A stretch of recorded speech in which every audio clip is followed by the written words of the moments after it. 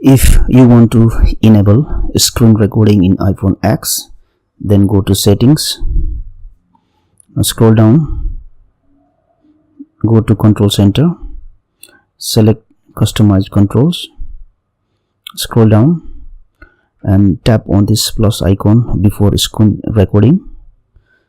It will include the control screen recording in the control center. Now what you do is swipe the screen from the top to open the control center, and you can see there is a screen recording button here.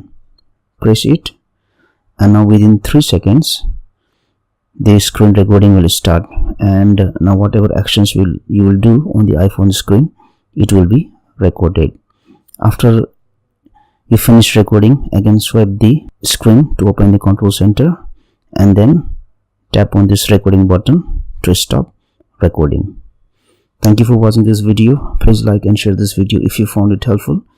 Also click on the subscribe button and hit on the bell icon to get the notification of our latest videos for free.